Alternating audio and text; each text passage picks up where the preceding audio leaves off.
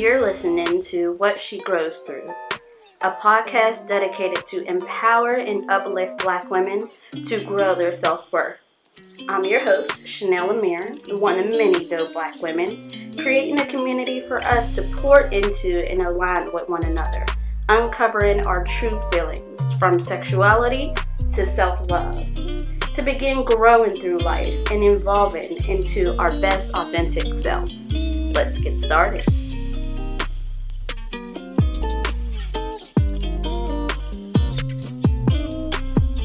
What's up, beautiful? It's your girl back with episode 3 of the What She Grows Through podcast. So let's just dig right into this episode. The quote that I have for you today, it says, "Motherhood is a choice you make every day to put someone else's happiness and well-being ahead of your own, to teach the hard lessons, to do the right thing even when you're not sure what the right thing is, and to forgive yourself over and over again for doing everything wrong." And this is by Donna Ball.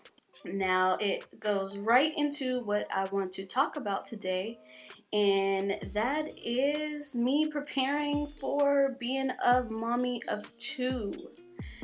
I told you in the last episode that I am currently 9 months pregnant, so if you catch me breathing a little hard, I apologize. I don't think I'm taking much oxygen in as I used to, so bear with me.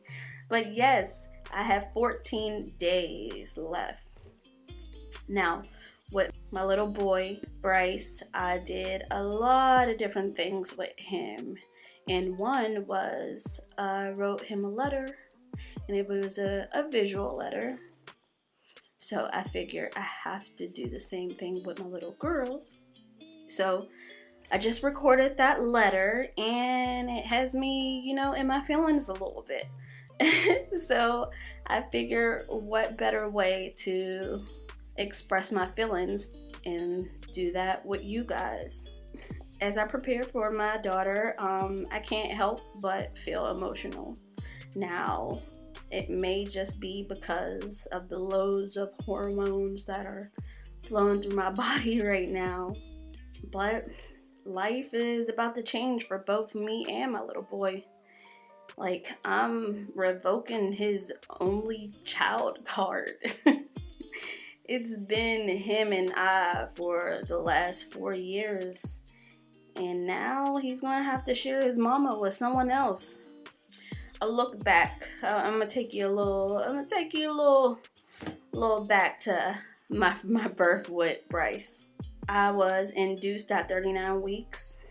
They gave me Pitocin so I can dilate. It was supposed to help me dilate. However, it continued to lower Bryce's heart rate. So, without the Pitocin, I wasn't dilating. With it, Bryce's heart rate was going down. So, due to the risk of possible infection, I'm using air quotes right now, because what I later found out is a lot of doctors say that so that they can get you. But I ended up having an emergency C-section. Yeah, I did not plan that whatsoever. I did do a little research, but I was adamant on having a vaginal birth, so I really didn't give much attention to having a C-section. But you never know. I ended up having a C-section. It was pretty wild, but it wasn't that bad, but it was. But afterwards, my little boy was here, but afterwards, all the tests that they did on me, I'm not sure which test they did, but I guess something was off. Therefore, they decided to put Bryce on a 24-hour watch in the NICU. Now, that later turned into 48 hours, I believe, and there was nothing wrong with my little boy. He was the only baby down there that wasn't hooked up to not an air, not a thing. It was just because something was off with me, so they had to make sure he was okay. But me being having a C-section, I would wheel my little self in my little wheelchair down there because I was still adamant on trying to breastfeed. And, doing that, every hour or two. But, I mean, it was wild. But my little boy, he was okay. I do want to say, they wanted to do some kind of heart test on him, right? But they did it without me and his dad there. So they said that he failed it because he was moving or something like that. I'm like, why would you do a test without us being there? And you want my son to be still? So this was actually before I was supposed to get discharged. They're telling me, okay, your baby's going to get discharged. So you're good. So because of that, I discharged myself because I was good to get down to the NICU, and they're telling me that my baby failed this heart test. You guys should have did it when we were there. And they're saying, oh, well, no doctors are in until the weekend or till Monday or something. And it was Saturday. No, I'm not leaving without my baby. So I discharged myself and I'm not leaving. So they end up putting us in one of those NICU rooms. But because of that, I didn't leave the hospital. I didn't get none of my pain medication. So, oh my God. When I tell you my boobs felt like they were going to explode. Oh my God. It was worse than my C-section scar or whatever it was. I wasn't even worried about that. My boobs felt like they were about to fall off. But I was able to get through it, and Bryce, he took his test while his dad was holding him, passed just like that. All right, boom, we out. Give me my baby. It's time for us to go. Living life with Bryce, my first child, my little boy. It was amazing. His dad and I, we didn't make it that far. I think it was maybe about 4 or 5 months when we decided that it wasn't going to work out.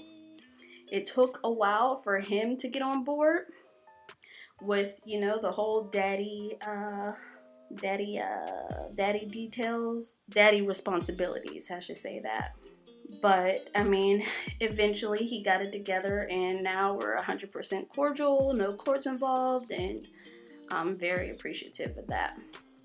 But let's get into this, what I really want to talk about. And that's me preparing emotionally and mentally to have baby number 2. All right, so first, being pregnant with a 4-year-old, I feel guilty that I'm exhausted most days. And, I want to take multiple naps. But luckily for me, I'm able to, take a quick hour nap, and he'll be right next to me on his tablet or in his room watching TV. I'm so blessed that, I don't wake up to anything crazy. But I want to be able to continue to have those moments with him, playing games and going outside. And because he's not in school right now due to COVID, continuing to work on his academics. He's so smart, and I don't want him to fall behind.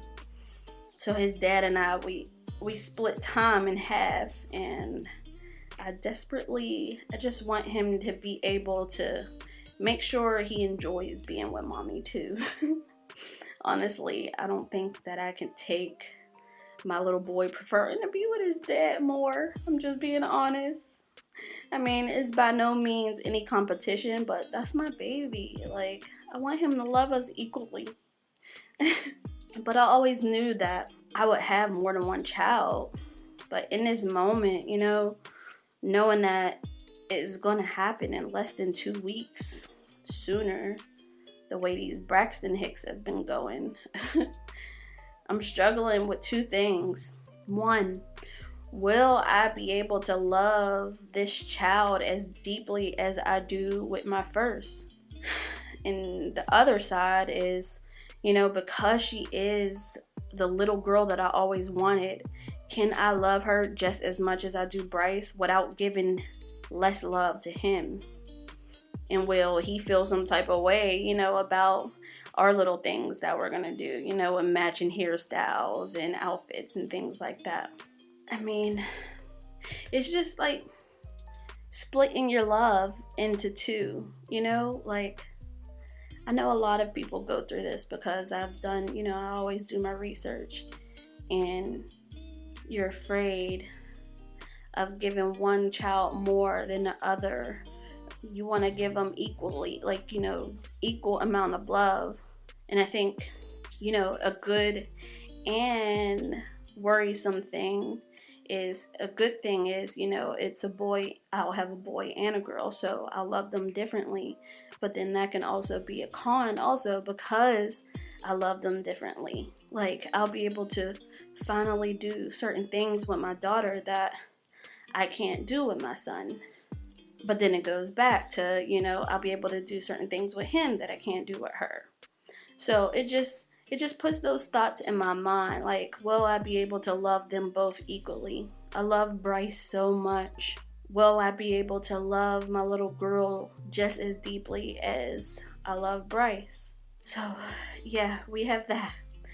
But because I did so much during my pregnancy with Bryce, I wanted to make sure that I purposely did the same thing for this baby. Now, I feel like, honestly, I'm doing a little more than Bryce, and that's just because, my new entrepreneur profession. With Bryce, I was actually working a 9-to-5, but now I have a lot of time on my hands, so I'm able to do more. Now, I wrote Bryce a little letter, and I wrote my little girl one also.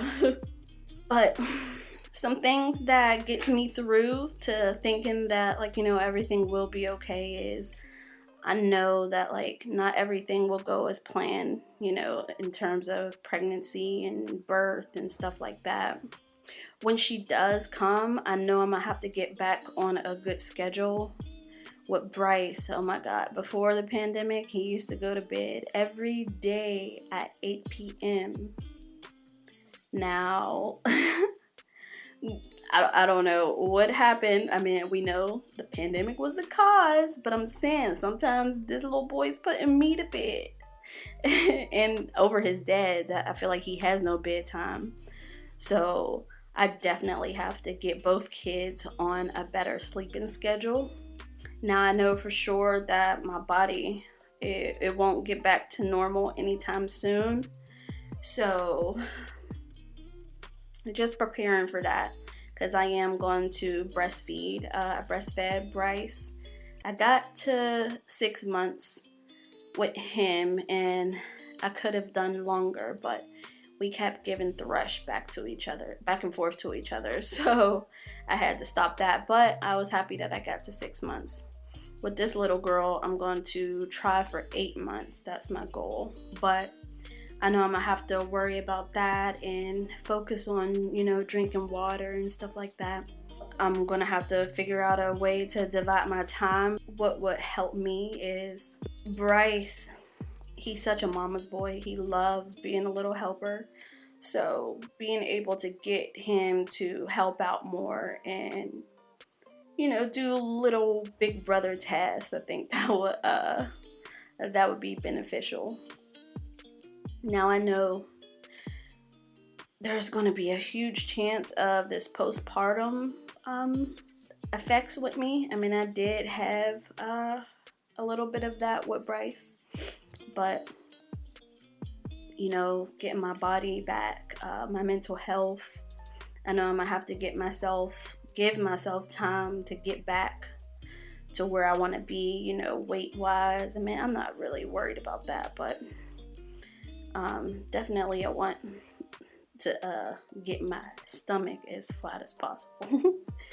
But surrounding myself with as much support as possible as I can, allowing help from family and friends with limitations, of course, we still got COVID in the air.